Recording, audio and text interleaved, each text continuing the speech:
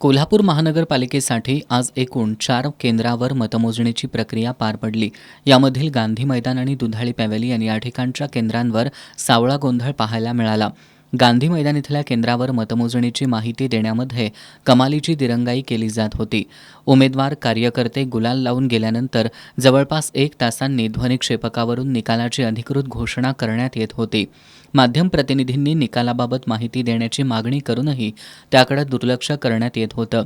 इथल्या प्रशासनाच्या ढिसाळ कारभाराबद्दल उमेदवार, कार्यकर्ते आणि माध्यम प्रतिनिधींनी तीव्र नाराजी व्यक्त केली. दुधाळी पॅव्हेलियन केंद्रावरही अशीच परिस्थिती होती. या ठिकाणीही आलेल्या मतमोजणी प्रतिनिधींना असुविधेचा सामना करावा लागला. व्यवस्था अपुरी आहे. पहिली गोष्ट म्हणजे जेवढे मतदान प्रतिनिधी आहेत त्यांनी कार्ड वाटप केलेलं आहे तेवढ्या खुर्च्याच इथं उपलब्ध नाही आहेत. दुसरी गोष्ट फॅनची व्यवस्था नाही. कडक उन्हाळा चालू झालेला आहे आणि सगळ्या सुविधा अपुऱ्या आहेत इथे.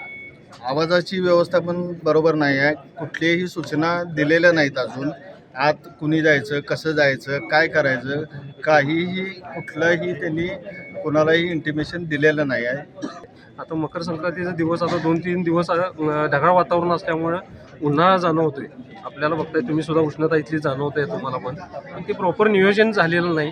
ही खूप मोठी अडचण आहे. प्रशासनाने याची नोंद घ्यायला पाहिजे होती. बैठक व्यवस्था केली नसल्यानं उमेदवारांच्या प्रतिनिधींनी जमिनीवर बसत प्रशासनाचा निषेध केला.